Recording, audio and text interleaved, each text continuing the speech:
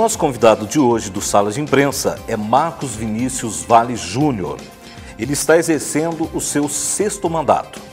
Ele é advogado e professor universitário. Autor da publicação sobre Lei de Crimes Ambientais, Direito Difuso, Responsabilidade Objetiva, da Associação Brasileira de Educação Agrícola Superior. Marcos Vale foi também colaborador e autor de um capítulo na obra Novos Rumos do Direito Ambiental, a editora Millennium do ano de 2006. Ministra aulas de Direito Ambiental na Universidade São Francisco. Marcos Vale, por que um meio ambiente? O meio ambiente congrega tudo que existe no planeta. Se você pensar, o meio ambiente está presente nas mínimas ações do ser humano. Porque você tem o meio ambiente natural, que são os recursos naturais. Você tem o meio ambiente artificial, que é o meio ambiente construído pelo ser humano. E o meio ambiente cultural, que é a história, a arqueologia, as paisagens, o turismo, a parte cultural, arquitetônica. Enfim, meio ambiente não é só recurso natural, como muita gente acha erroneamente. Não é só defender planta, defender água, defender bicho, né? Meio ambiente é tudo que existe e interage no planeta. E o senhor, como vereador, como que o senhor pode trabalhar nessa questão do meio ambiente? Como é que o senhor pode ajudar? Existe uma colocação sobre o meio ambiente que diz o seguinte: você tem que pensar, agir localmente, pensar localmente e agir globalmente. Porque é a partir das pequenas coisas que se chega ao maior, né? Então, dentro do município, você tem também que cuidar tanto do meio ambiente natural, como do artificial, como do cultural. Porque se todos os municípios cuidassem, a partir das ações locais, é que você teria um meio ambiente muito mais equilibrado e desenvolvido. E o que eu quero dizer é o seguinte também: meio ambiente não tem fronteiras, né? Não tem passaporte. Se você sujar a água do rio, isso passa a fronteira, o ar, né? A qualidade de vida, uma coisa reflete sem fronteiras em outros locais. E o senhor não acha que, com relação ao meio ambiente, muita gente exagera um pouco também? O senhor acha que não existe exagero? Não, em tudo tem futebol, na ciência, em outros esportes e também no ambientalismo existe os chamados xiitas. O xiita é aquele que só considera o meio ambiente natural e que não vê a coisa sob a perspectiva do desenvolvimento sustentável. É lógico que você tem que desenvolver.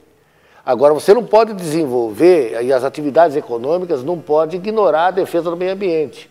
Mas também você não pode querer o imobilismo, que nada pode ser feito, não pode ter nenhuma atividade econômica, não pode ter nada para preservar os recursos naturais. Então, tanto a visão extremista dos xiitas, com a visão extremista dos antropocentristas, aqueles que acham que podem destruir tudo porque geram empregos ou porque tem uma atividade econômica, são visões totalmente equivocadas. E falando no meio ambiente, poda de árvores, pessoas que mexem em cursos de rio, o que o senhor acha que mais prejudica hoje o meio ambiente? Olha, o desmatamento, principalmente das margens dos rios e das águas, causa o assoreamento, né? Os rios, as águas são assoreadas, são aterradas. Isso tem causado grande destruição. Outro problema gravíssimo que nós temos, que é o problema atual, é a questão dos resíduos sólidos, do lixo. Onde colocar o lixo, né? Tem aterro, tem lixão, tem incineração, tem reciclagem, tem compostagem, tem várias formas de destinação de lixo. Esse é um dos grandes problemas da humanidade. Mas nós temos também problema no meio ambiente artificial, que é o meio ambiente construído pelo ser humano. Esse a turma até não sabe que é meio ambiente também. Ocupação de solo. Quando se constrói, por exemplo, um equipamento no local errado, isso gera problemas de trânsito, problemas do bem-estar. Isso também é meio ambiente, só que é meio ambiente artificial. Esse é um problema seríssimo, ocupação de solo errada, indevida. E já que o senhor tocou no assunto do lixo, o que o senhor acha que seria um meio para resolver esse problema do lixo? É um problema mundial, como o senhor disse, mas voltado para a nossa cidade. O que poderia ser feito para melhorar? Resolver não digo, mas para minimizar, seria você adotar a reciclagem. Reciclagem é o reaproveitamento do lixo seco. papel, papelão, metal, lata, vidro, né? Isso seria separado através da coleta seletiva e seria reutilizado. Duas vantagens: menos lixo para você descartar e outra vantagem, a economia dos recursos naturais. Você reaproveita a garrafa, o vidro, menos areia que você tem que extrair. Você reaproveita o papel, menos árvores que você tem que cortar. Você reaproveita a lata, menos metal que você tem que extrair, que é alumínio, né? Ferro, etc. e tal. E, ao mesmo tempo, com o lixo molhado, que é aquele lixo resto de comida, poras de árvores, etc., mais orgânico, você teria que fazer uma usina de compostagem, a transformação em adubo ou fertilizante. Mas isso é uma coisa que poucos municípios adotam. E o investimento não público, mas o investimento particular, privado, o senhor não vê um grande foco aí de até na parte empresarial trabalhar esse lixo, trabalhar a reciclagem, e tem pouco investimento nessa área? Tem pouco porque não dá lucro por enquanto, né? Por exemplo, a compostagem, que é a transformação do lixo molhado em fertilizante, você não tem mercado. Eu tenho a impressão que se for explorar isso não vai dar lucro, não. Não vai interessar o investidor.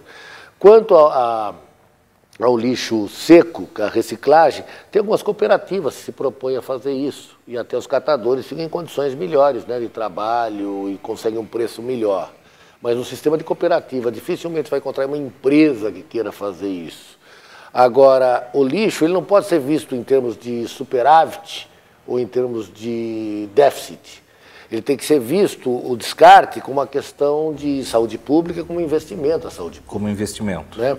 Você não pode pensar, o município vai gastar mais do que... É um investimento. Quando você faz um hospital público, você não pensa em ter lucro.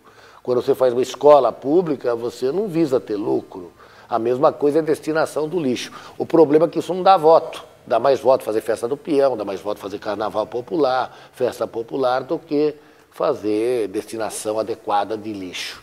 E saindo um pouquinho do assunto do meio ambiente, vereador, o que as pessoas mais reivindicam assim o senhor, quando o senhor se encontra na rua, em todo lugar que o senhor vai? Eu acredito que tenha uma abordagem das pessoas com relação ao seu trabalho como vereador. Para mim, o que se reivindica muito é cobrança, no sentido do aspecto ético, questão de nomeações de empregos, encargos e comissões indevidas, querem que eu fiscalize o prefeito, esse empreguismo, eventuais denúncias de erros ou até de possíveis denúncias de corrupção. Isso é o que mais eu sou cobrado.